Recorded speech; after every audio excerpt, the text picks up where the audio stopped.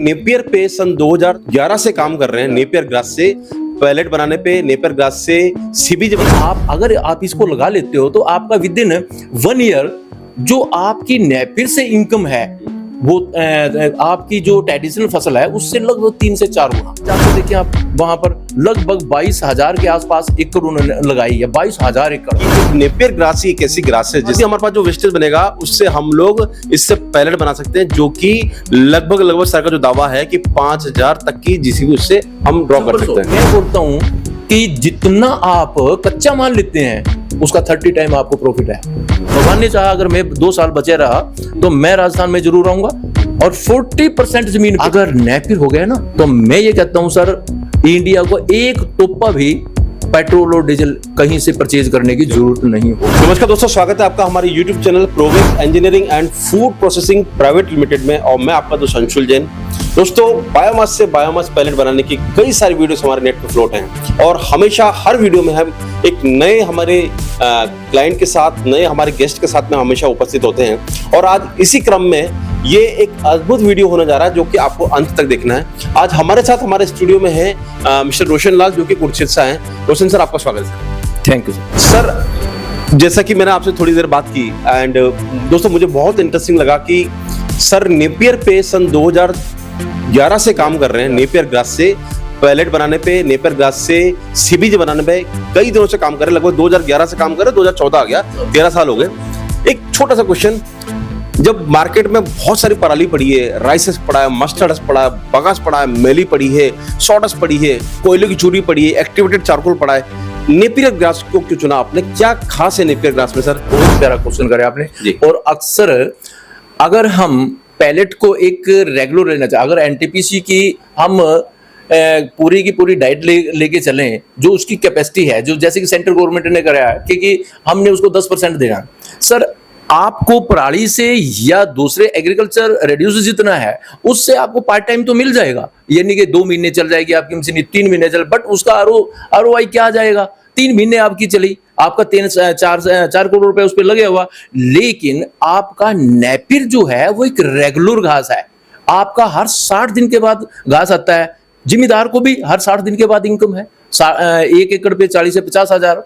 But मेरी machinery को लगातार वो आ जाती है। जैसे कि मेरी मशीनरी है, एक उसकी कैपेसिटी है 4 एकड़ पर डे की। मींस मैंने अपनी प्रिपेयरिंग करनी पड़ेगी उस मशीन को कंटिन्यू चलाने के लिए। हर फसल 60 दिन के बाद आती है, तो मिलकर 4 × 60 यानी कि 240 एकड़ पे मेरा प्रोजेक्ट लगना चाहिए।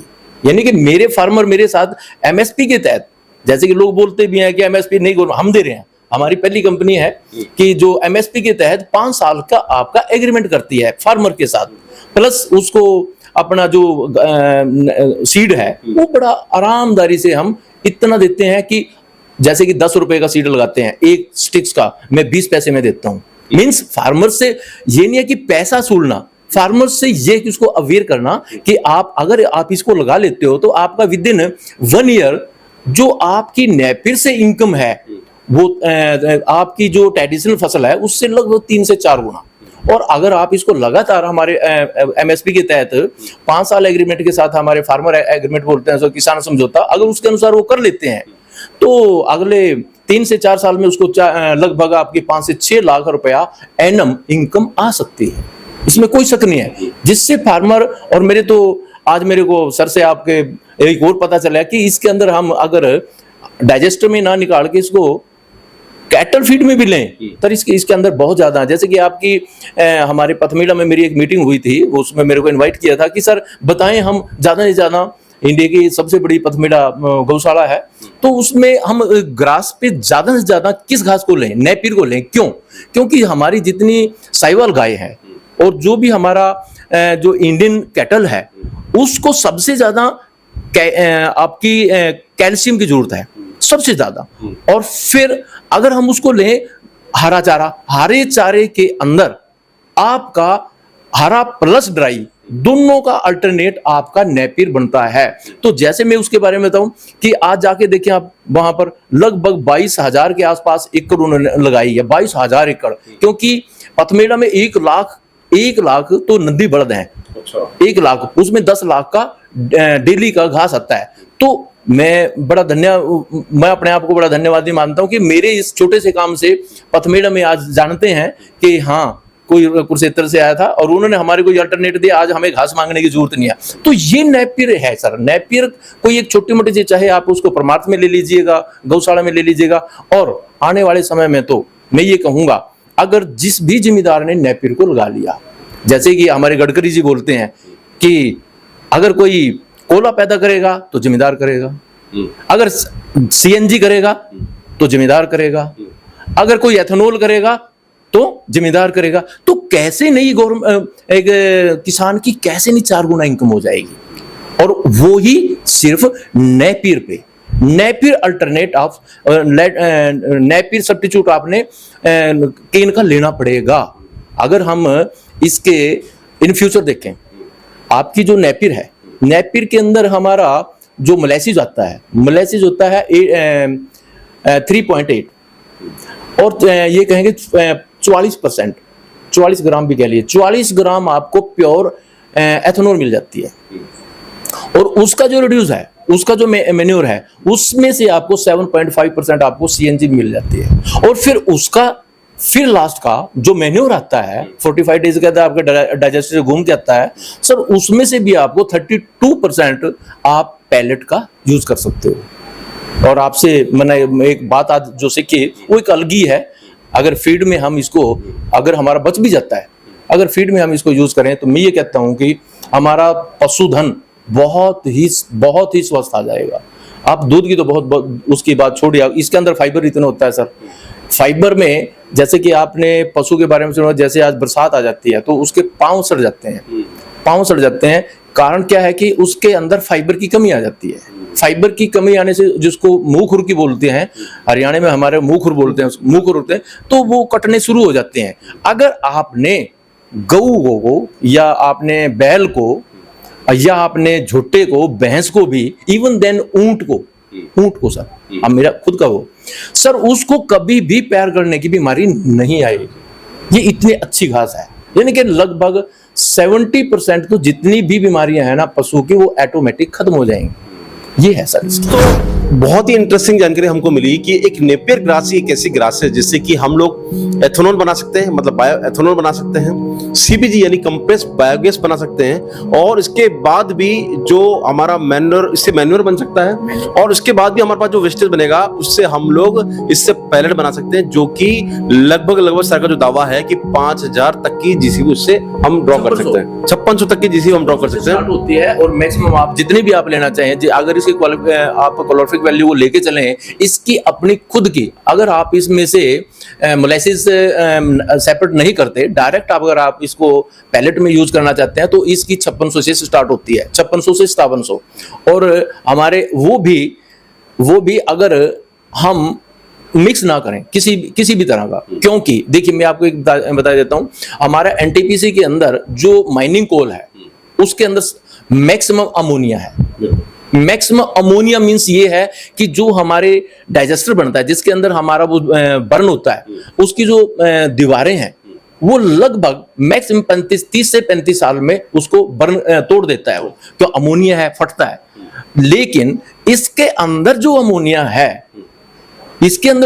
है, जो आपका एनटीपीसी का प्रोजेक्ट बना, वो 70 से 150 साल तक चलता है, क्योंकि अमोनिया मात्र है, बट उसकी कैलोरीफिक वैल्यू अमोनिया ऑर्गेनिक को लेते हुए वो बहुत ज्यादा है। ये इसका प्लस है सर। अगर हम इस पे पैलेट पे ही बात करें, तो पैलेट एक यूनिक चीज है। आने वाले समय में इसकी एक वो यूनिक चीज आएगी कि मैं ये कहूंगा कि हर चीज में हमने एक चूल्हा बनाया है, चूल्हे के अंदर हमने एक छोटी सी इतनी सी डाली, और आप यकीन नहीं करेंगे, कम से कम उस पे 2 किलो तो आटा बना दिया हमने। हाँ, 2 किलो आटे की हमने रोटियां बना दी, मुट्ठी भर। चूल्हा है हमारे पास, दिखाएंगे हम आपको। और उसी पे हमने एक पतीला बना के सब्जी का भी बना दिया, उसी पे चाय भी बना दी।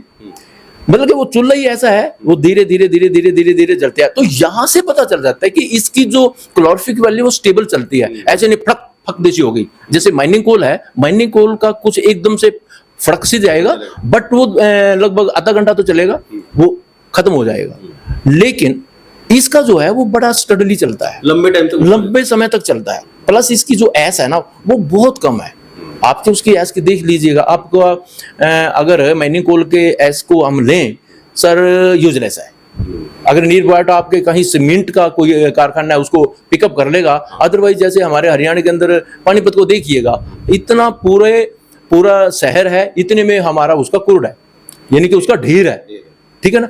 अब हमने भी उसका सब्स्टिट्यूट कर निकाला है, लेकिन अगर नेपियर के कोल को हम यूज करते हैं सर, उसकी जो एस है जमींदार अपने आप उठा के ले जाएंगे, यानी कि आपका उसमें चला। और उसके अंदर सबसे ज्यादा अमोनियम नाइट्रोजन लास्ट में भी रहता है। जो कार्बन नाइट्रोजन है ना वो उस कोयले के अंदर सबसे ज्यादा रहती है सर।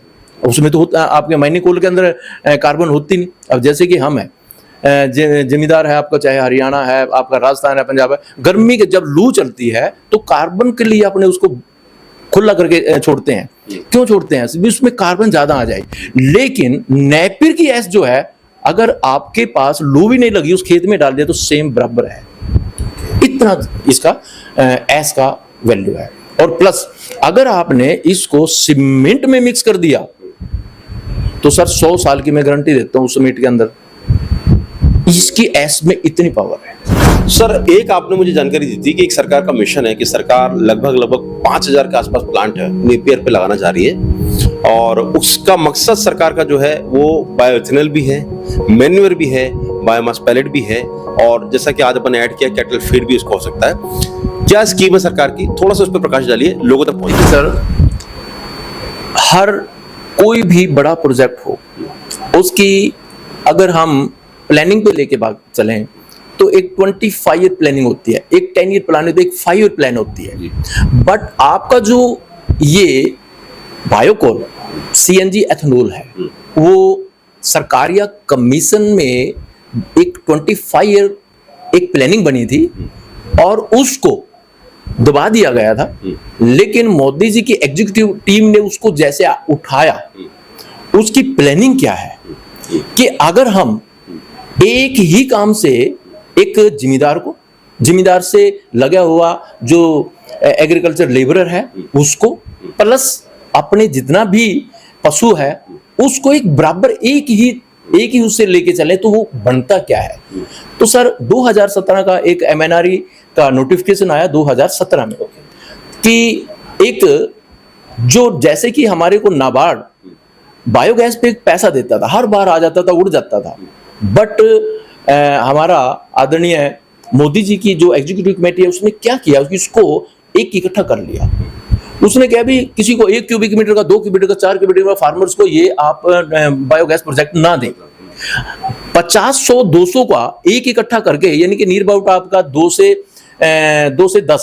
10 सीआर का एक प्रोजेक्ट लें जिसके अंदर 5 से 6000 क्यूबिक मीटर। तो एमएनआरई ने फाइनल बना दिया कि 6000 क्यूबिक मीटर एक यूनिट हो जाएगी। उस पे आप इनको जो भी लगाता है प्राइवेट वो लगाएं। फिर उसी कमीशन ने उसको डिजाइन किया कि पूरे इंडिया में कहां पर कितना लग सकता है। तो पूरे इंडिया के अंदर 5000 प्रोजेक्ट का, 5000 प्लांट का इक्वल टू 6000 क्यूबिक मीटर हर एक ईच प्लांट। और टोटली एग्रीकल्चर जो हमारा आज वेस्ट होके उसकी मीथेन ओजोन को डायरेक्ट लग रही उसका भी कंट्रोल, तो उसको कंट्रोल करके अगर हम उसको करते हैं सर, ये बहुत बड़ी बात है। 1200 KG per day, 12 3 36 3,60,000 KG CNG, और उसका 30 टाइम आपको कोल, उसका 1/10 आपको एथेनॉल। ये प्रोजेक्ट एक प्लांट से मिलता है। और वो वेस्टेज जो एग्रीकल्चर में उठाया वो उसने फेंक दिया, उसमें मीथेन उड़ गया, आपके ओजोन को जा रही। लेकिन उसको एक सिस्टमैटिक ढांचे में डालकर क्या करें कि भी हम उसको एक ही प्रोजेक्ट में डाल दें। तो फिर एमएनआरई डिपार्टमेंट ने क्या किया कि 20 किलोमीटर के रेडियस के अंदर एक ही प्रोजेक्ट दे दिया जाए। एक प्रोजेक्ट में सारे रेड्यूस को उसमें डाल लें, या फिर जो एक मतलब कि परमानेंट हमारे को रॉ मटेरियल मिले वो बनता है आपका नेपियर ग्रास पे, कि परमानेंट तो आना चाहिए। अब आप ही की बात है कि अगर हम एक पे 10,000 कि अगर प्रोजेक्ट को लेके चलें तो उसमें लगभग 3-3.5 करोड़ रुपया आपका आ जाता है। अगर हम पैलेट की भी लें कि उसका 10 टन का पर हार का लेके चलें सर, उसका भी 3-3.5 करोड़ रुपया आ जाता है। बट उसकी ROI निकलती है, उसका ब्रेक इन पॉइंट क्या आता है सर? मैं बोलता हूं कि जितना आप कच्चा माल लेते हैं उसका 30 टाइम आपको प्रॉफिट है।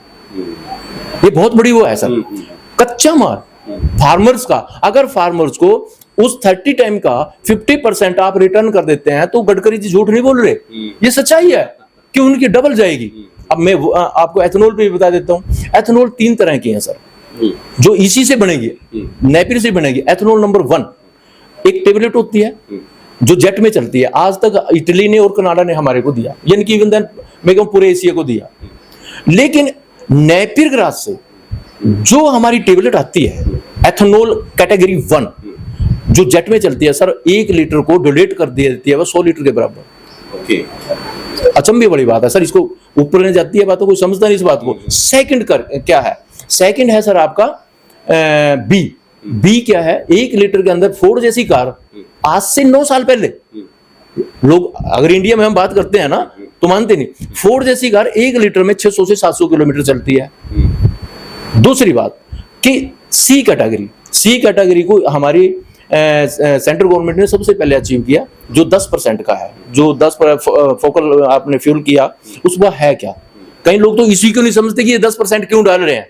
कई लोग इसका गलत भी ले जाते हैं कि ये तो वैसे एक मोदी की सरकार ने बनाया। मैं सरकार की बात नहीं करूंगा, लेकिन एक टेक्निकल बात क्या है, 10% आप एथेनॉल का मीनिंग ही क्या है? एथेनॉल कोई अपने आप के अंदर पेट्रोल नहीं है।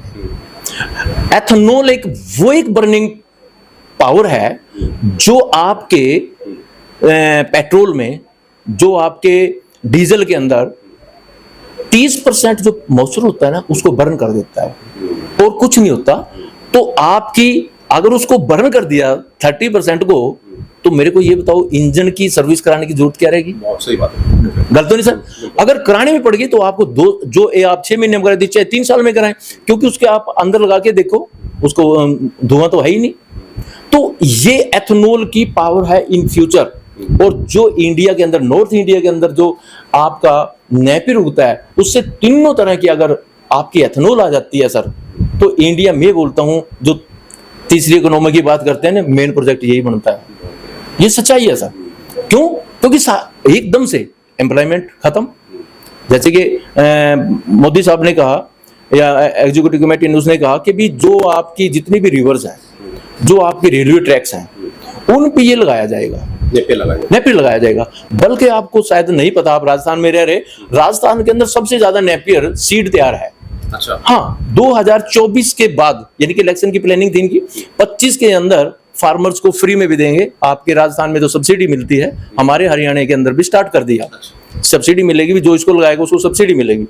अगर ये लगाने से सब्सिडी मिल जाती है, इसको ऑर्गेनिक क्रॉप अगर उन्होंने घोषित कर दी, क्योंकि ऑर्गेनिक फसल लगाते हो आप, तो उसमें आपको 50,000 एनम लगातार 3 साल देती है 1 हेक्टेयर पे सेंट्रल गवर्नमेंट। अगर इस प्रोडक्ट को उसमें कन्वर्ट कर दिया, मैं ये बोलता हूं कि इंडिया को एथेनॉल, CNG, बायोकोल, इससे कोई भी नंबर 2 पे नहीं कहेगा, नंबर 1 भी रहेगी, इसमें कोई शक नहीं है सर। और सर होना भी चाहिए। अगर हम माइनिंग कोल की बात लेके चलें सर, सोचना भी चाहिए हर एक आदमी ने। चलो इंडिया अपना कंट्री एक अलग है, ग्लोबल की बात है। अगर माइनिंग कोल की मैं बात लेके चलता हूं, माइनिंग कोल जितना भी अब जितनी खनन है सर, नासा ने तो बिल्कुल बोल दिया कि उसको क्लोज किया जाए, वर्ल्ड वाइड बोल दिया, WHO ने भी बोल दिया भाई इसको बंद करिएगा। क्यों? क्योंकि जो आपकी निश्चित खुदाई तक चलेगी उसकी प्लेटें जो है ना वो हिल चुकी हैं, प्लस ऑटोमेटिक उसके अंदर आग लग चुकी है। मैं ऐसा कोई थर्मल प्लांट नहीं हरियाणा का जिसमें मैं एंट्री जाके नहीं देखा सर। मैंने देखा कि जो ढेर लगे आपका माइनिंग कोल के, उसमें ऑटोमेटिक आग लग रही, बाहर पड़े ऑटोमेटिक आग लगी। जब उसमें आग लगी, उसमें लगी तो प्लेटों में लगी हुई, हाँ लगी है सर। मैं खुद देख के आया, आपके यमुनानगर में मैं देख के आया, जाडली में मैं देख के आया, उसमें थोड़े या उसको उसी को बुझाने के लिए वो लगे हैं। तो जब ये बाहर जाके आग लग रही सर, माइनिंग में कितनी आग लगी होगी? अगर उसमें पूरा ब्लास्ट हो गया तो क्या होगा? जनजीवन खत्म है। तो सर इसलिए मैं कह रहा कि अगर हम, जैसे कि हमारी सेंट्रल गवर्नमेंट ने सोचा है कि फ्यूचर नेपियर पे वो तैयार किया जाए, जिसके अंदर में जैसे राजस्थान है, राजस्थान की अगर 40% जो बेकार जमीन पड़ी है सर, भगवान ने चाहा अगर मैं 2 साल बचे रहा तो मैं राजस्थान में जरूर रहूंगा, और 40% जमीन पे अगर नेपियर हो गया ना, तो मैं ये कहता हूं सर, इंडिया को एक टोपा भी पेट्रोल और डीजल कहीं से परचेज करने की जरूरत नहीं होगी। ये सच्चाई है सर। और उसमें लगाइएगा आपके हरियाणा, इसमें तो प्रोजेक्ट भी बहुत हैं, 1200 प्रोजेक्ट हैं आपके, हमारे हरियाणा के अंदर सिर्फ 200 प्रोजेक्ट हैं, क्योंकि एक 20 किलोमीटर के रेडियस के अनुसार जो कैलकुलेशन बनती है वो 200 आती है, लेकिन वो भी जैसे गुड़गांव है उसमें नहीं लग सकेगा, आप फरीदाबाद में नहीं लग पाएगा, जो एनसीआर में आते हैं उनमें नहीं लगेगा, बट कई ऐसे भी लोग हैं जिनमें 2-2, 3-3 भी लग जाएंगे। तो ये सर हमारा रहेगा। और आपसे जो आज जो मिले बहुत अच्छा लगा सर, और आपसे मैंने बहुत कुछ सीखा। आपसे जो सीखे कि ये माइनिंग कोल नहीं, एथेनॉल और सीबीजी नहीं सर, इससे तो अगर कैटल फीड निकाल दिया तो सुनने में सुहागा है।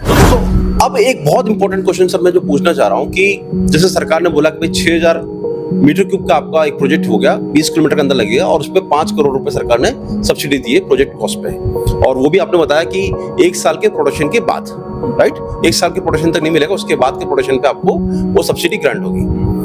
मैं जानना चाह रहा हूँ 6000 मीटर क्यूब का जो आंकड़ा है उसके लिए कितने एकड़ में फार्मिंग होगी, उससे कितना एथेनॉल बनेगा, कितना उससे मैन्योर बनेगा, कितना उससे सीवीजी बनेगी, और कितना उससे हमको बायोकोल बना सकते हैं, एक कैलकुलेशन, ताकि लोग बैकवर्ड इंडिकेशन भी कर सकें कि 6000 एकड़ नहीं तो कितना एकड़ होगा, एक पूरा थोड़ा सा लोगों को पता नहीं। कि कम लोग ये क्वेश्चन करते हैं जी कि मैंने एक प्रोजेक्ट लगा तो लिया, बट मेरे को कोई आरओआई बोलता है, कोई मेरे को ब्रेक इन पॉइंट क्या रहेगा, इसका भी सीधा सा फंडा है कि 6000 क्यूबिक मीटर, 1 क्यूबिक मीटर के अंदर आपका जो कच्चा माल जाएगा, जो नेपियर गिरेगा, वो 20 केजी होता है 1 क्यूबिक मीटर पे, और 1 क्यूबिक मीटर पे आपको उसमें 20% आप अगर सीएनजी बनाते हैं तो उसके अंदर 20% आपने पानी मिक्स करके डाइजेस्टर में डालना होगा, यानी कि वो टोटल हमारा 94,610 क्यूबिक मीटर का एक प्लांट बनता है, इंक्लूड वाटर और मिक्सचर एक्सेट्रा।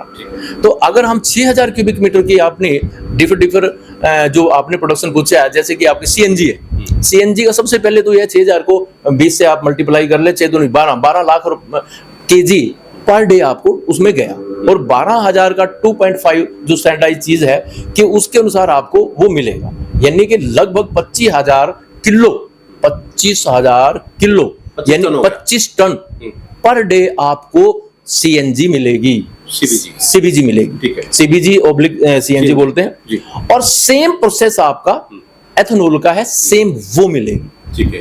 और इसका 32% आपको कोल मिलेगा, बायोकोल आपको मिलेगा 32%, बट 32% नहीं होगा, लगभग उसमें हमारे उसको मॉइस्चर बनाने के लिए या कुछ और करने के लिए, उसको फिट करने के लिए भी उसमें हमने 17 से 18% कुछ और मिक्स करना पड़ेगा, जिससे उसकी क्लोरोफिक वैल्यू और बढ़ जाए, ठीक है, और उसकी जो क्वांटिटी है वो भी बढ़ जाए, क्वालिटी के साथ क्वांटिटी भी बढ़ जाए, तो वो हमारा नियर अबाउट सारा 35% आ जाता है, यानी कि 30 वो जैसे कि हमने 20 से करा, फिर उसे 94,000 के नहीं, वो 6000 के बिक्री का, यानी कि 12 लाख केजी को आप 35 से कर ले, यानी कि 1/3 ऑफ उसका, यानी कि लगभग 4000 किलो पर डे। 2500 तो आपको वो मिल गया, 2500 वो मिल गया, 4000 किलो आपको बायोकोल भी पर डे मिलता है एक प्रोजेक्ट से।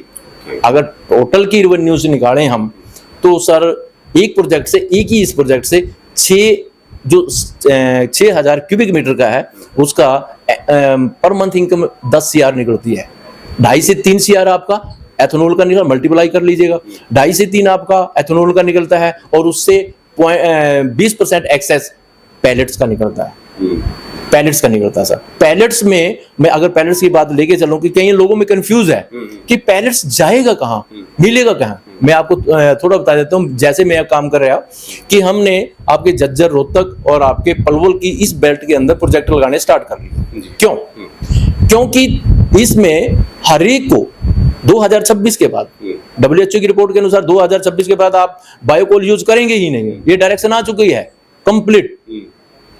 पूरे वर्ल्ड को उन्होंने दिखा दिया, भाई अपना बंद करिएगा, कोई चाहे पानी पे है, कोई पंखी पे है, कुछ भी है, अपनी बिजली का जैसे मर्जी तैयारी करो, लेकिन बिजली तो पैदा करनी पड़ेगी।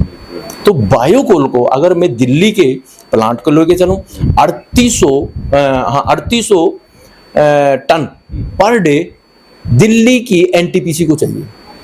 ओके। 72,000 हमारे हरियाणा के 4 प्रोजेक्ट हैं, आपका यमुनानगर, यमुनानगर क्या नाम, पानीपत, हिसार और जाडली, ठीक है।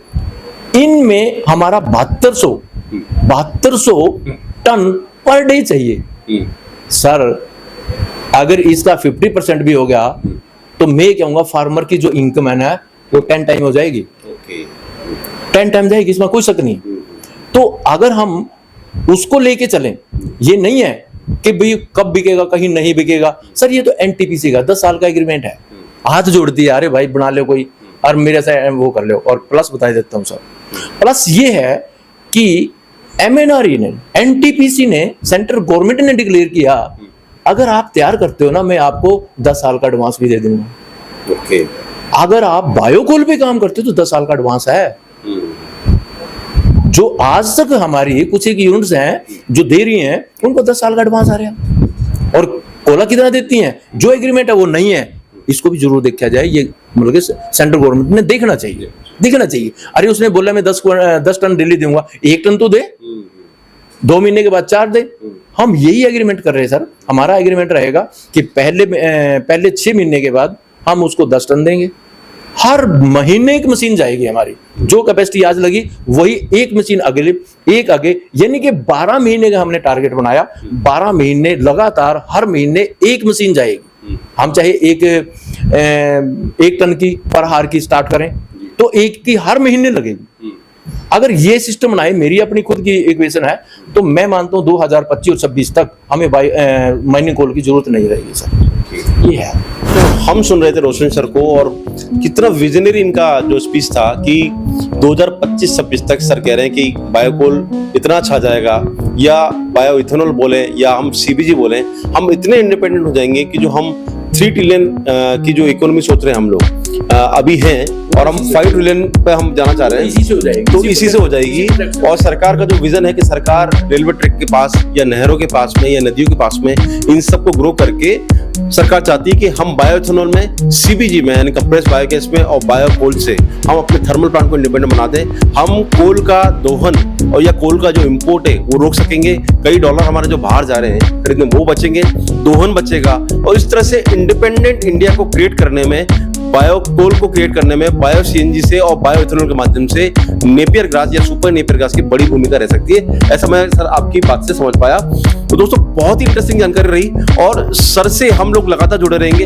ये हमारा सर के साथ में एक पहला इंटरव्यू है, लेकिन हो सकता है कि अगली कई सीरीज में सर के साथ आए, सर की लोकेशन पे जाकर आए। सर एक बायोमास पैलेट का प्लांट जो कि 10 टन पर आवर का रहेगा वो फाइनल कर रहे हैं, और सर इससे बायोमास पैलेट बना करके जब चालू करेंगे तब भी हम सर के पास विजिट करेंगे। तो दोस्तों बने रहिए हमारे वीडियो के अंदर। Thank you so much for watching this video. Thanks for connecting with PVG. Stay connected.